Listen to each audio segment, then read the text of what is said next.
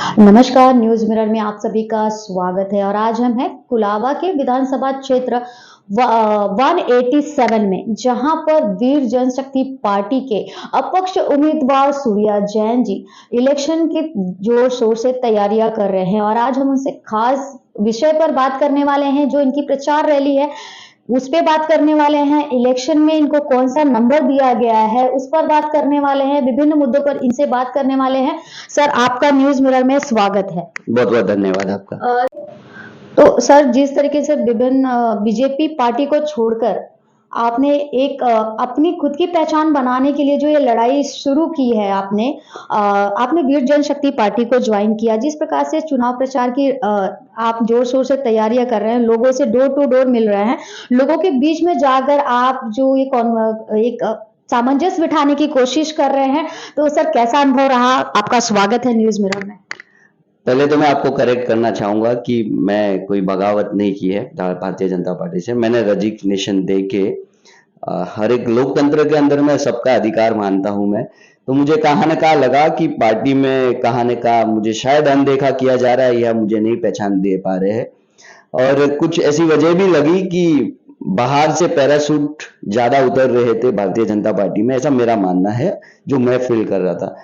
तो जीवन में अगर सही मायने में आपको लोकतंत्र के अंदर में लोगों की सेवा करनी है, जनमानस की सेवा करनी है, तो आपको कभी न कभी तो समुद्र के अंदर डुबकी लगानी ही पड़ेगी। अब ये चिंता ना करेंगे कि हम डूबेंगे या हम बाहर निकल जाएंगे, तो यही सोच के कि लोगों की सेवा करनी है और लोगों का प्रेम जीतना है, तो क्यों ना हम शुरुआत कर दे। तो वही सोच के हम लोगों की सेवा के भाव से जो बेसिक सेवाएं जो भारतीय जनता पार्टी की गवर्नमेंट महाराष्ट्र में पिछले 2.5 साल से महायुति की सरकार रहते हुए कहाँ न कहाँ मुझे मिसिंग लगा।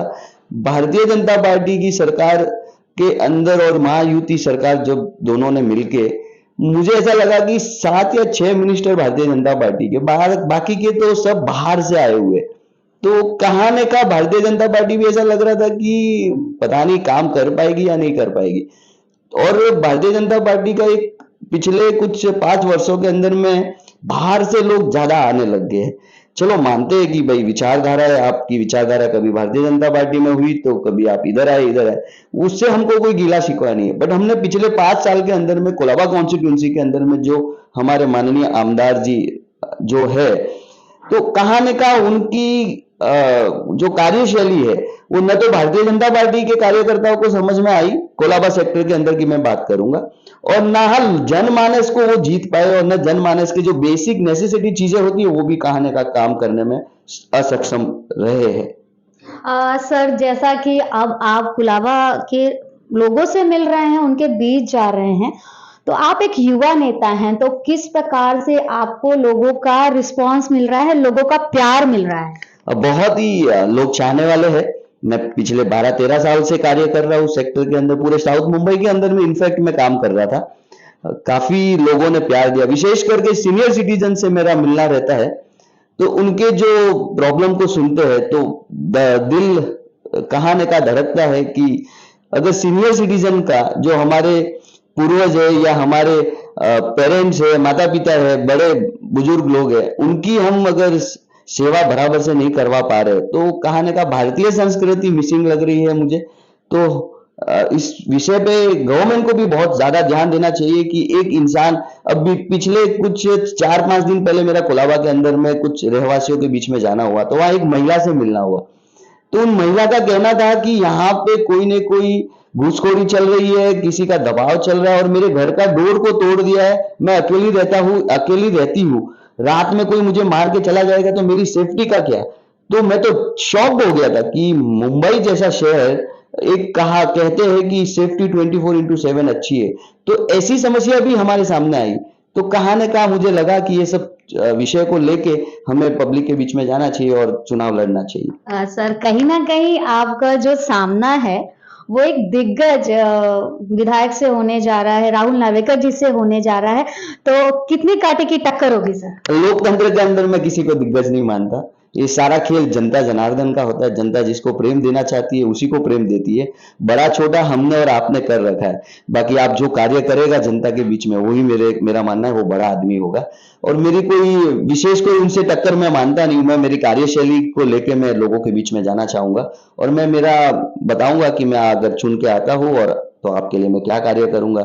उन कार्यों को लेके मैं ज्यादा चर्चा करता रहता हूँ। सर जैसा कि जब आपने बीजेपी छोड़ दी और विपक्ष अपक्ष आप लड़ने का जो आपने निर्णय लिया, तो क्या आपको बीजेपी के किसी भी नेता या मंत्री का कॉल आया? माफी चाहता हूँ, मैं वीर जनशक्ति पार्टी से लड़ रहा हूँ, अपक्ष नहीं लड़ रहा हूँ। सीधी बात है, परिवार है, परिवार था, परिवार रहेगा भी। मेरी नीतियों के अंदर में कोई भी फर्क नहीं आएगा। मैं मोदी जी और योगी जी की अ, जो भी राजनीति में जो उनकी छवि है मैं उनसे काफी प्रभावित हूँ और मैं चाहता हूँ कि जीवन में मैं योगी जी को मेरा आदर्श बना के, आदर्श तो हम बना सकते हैं लोकतंत्र में, हम कोई किसी का निशान नहीं हो सकता कि ये इसी पार्टी का या इसी पार्टी का। तो पार्टी सीनियरों का भी कॉल आया, हमने हमारी बात रखी, तो कहा ने का पार्टी के नेता ने भी हमें कोई ऐसा दबाव नहीं दिया। तो हमने सोचा कि क्यों ना हमें कोशिश की जाए। सर आपने योगी जी की बात की तो योगी जी का एक पोस्टर बहुत वायरल हो रहा है, एक मैसेज बहुत वायरल हो रहा है, बटेंगे तो कटेंगे, इस पर आपकी क्या राय है? देखिए, बटेंगे कटेंगे तो मैं नहीं मानता। मुझे नहीं ज्यादा इसका ज्ञान है, बट मेरा मानना है कि मैं सनातन हूँ। ना मैं हिंदू हूँ, ना मैं जैन हूँ, ना मैं मुस्लिम हूँ। भारतीय संस्कृति में मेरा मानना है कि मैं अपने आप को सनातनी मानता हूँ। और सनातनी पूरे भारतवर्ष में उनकी संस्कृति को लेके कैसी व्यवस्था रहनी चाहिए ये मैं जरूर मानता हूँ। मैं योगी जी के इस कमेंट पे मैं अभी ज्यादा सोचा नहीं हूँ। मैं उसका विषय के बारे में पहले समझ लूंगा कि उनका क्या मैसेज देना चाहते हैं, फिर मैं डेफिनेटली आपको इस पे कमेंट करूंगा। जैसा कि आप योगी जी को रोल मॉडल मानते हैं तो अगर आप चुनकर आते हैं तो क्या आपका जो काम करने का कार्यशैली होगा वो योगी जी की तरह होगा? आ, ये बड़ा टफ क्वेश्चन है आपका। आप जनता को मैं अपील करूंगा कि आप मेरे को चुन के लाइए। मैं आपको इतना मेक श्योर करता हूँ कि आपकी 5 साल के अंदर में जो समस्या है मैं उनका समाधान करूंगा। और मैं डंके की चोट पे, ये कोई बड़ा रॉकेट साइंस नहीं है, बहुत सिंपल सी चीज है। हमारे भारत की गवर्नमेंट के पास, हमारे महाराष्ट्र गवर्नमेंट के पास में इतने फंड है कि हमारी जनता के लिए बहुत अच्छे से ये सुनिश्चित कर सकती है कि बेसिक चीजें जो आपका अधिकार है वो आपको मिलना चाहिए। मैं वो जरूर कार्य करूंगा और मैं भारतीय संस्कृति कभी ना छोड़ूंगा ना छोड़ने दूंगा। मैं सबसे अपील करूंगा, मैं विश्व को अपील करता हूं कि भारतीय संस्कृति अपनाइए और जीवन अपना पार पाड़े लगा दीजिए। क्योंकि भारतीय संस्कृति जियो और जीने दे की बात करती है, लोगों को हेल्प करती है, विश्व में सबको यही बोलती है कि आप सब अच्छे से रहिए, किसी को कोई गलत मैसेज नहीं देती है। तो इतनी बढ़िया हमारी भारतीय संस्कृति है तो हम सबको फॉलो करनी चाहिए। सर जैसा कि जैन संतों ने भी एक आह्वान किया है कि जैन बेटे को आगे बढ़ाइए। बिल्कुल। जैन जैन का क्या मैसेज है? जैन एक सनातन की एक पार्ट है। तो सनातन का ही कहना है कि भाई जियो और जीने दो और वंचितों को आगे लाओ। अच्छा, वंचितों को आगे अगर हम नहीं लाएंगे, जिसका अधिकार अगर हम एक दूसरे का छीनने लग जाएंगे, तो जानवर और मनुष्य में फर्क क्या रहेगा?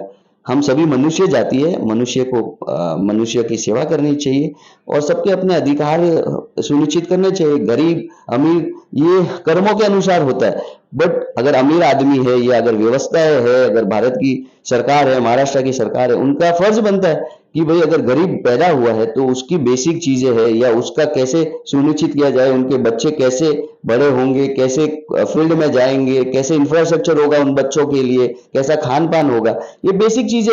हमारे में तो सब बोलते हैं कि खाना तो भंडारे लगते हैं हमारे यहाँ, हम तो दूध पिलाते थे, दूध की नदियां बहने वाला देश मानते हैं। तो ये बेसिक चीजें अगर आम आदमी वंचित रहेगा तो कहाँ न कहाँ मैं उसमें चाहूंगा कि हमें ये चीजों पे गौर करने की बहुत जरूरत है। सर जैसा कि आप प्रचार रैली में उतर चुके हैं, तो क्या आपकी जनसभाएं भी होगी, लोगों को संबोधित भी करेंगे, गेस्ट भी आएंगे क्या आपके? बिल्कुल बिल्कुल, हमने लोगों से आह्वान भी किया है। बहुत जल्दी आगे का आपको रूट मैप भी बताएंगे कि हम क्या क्या करने वाले हैं। अभी इसकी प्रक्रिया चल रही है। आप जानते होंगे कि जब संगठन का साथ छोड़ देंगे तो कहाँ न कहाँ हम अकेले भी फील करते हैं।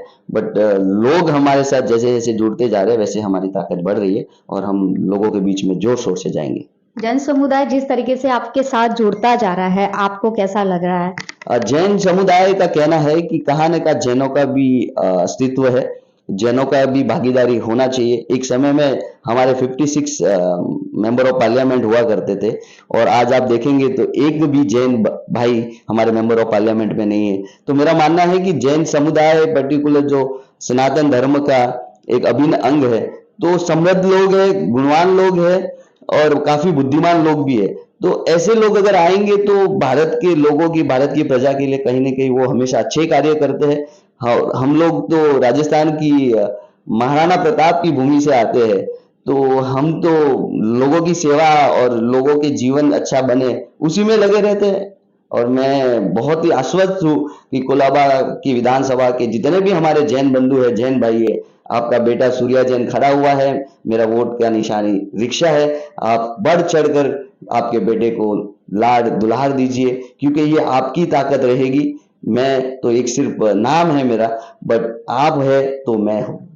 कौन सा नंबर दिया गया है जिसको दबाकर लोग आपको काफ़ी संख्या में चुनें? 5 पांडव थे, मेरा लकी नंबर भी 5 नंबर ही है और मुझे चुनाव आयोग ने 5 नंबर दिया है। तो मैं आप सबसे अपील करूंगा कि आप 5 नंबर का बटन दबाइए और मेरी विजय सुनिश्चित करिए। ये देखिए आपने ये देखा कि हमारे साथ वीर जनशक्ति पार्टी के उम्मीदवार सूर्या जैन जी थे और भी खबरों के लिए खबरों को देखने के लिए हमारे साथ जुड़े रहिए न्यूज़ मिरर पर।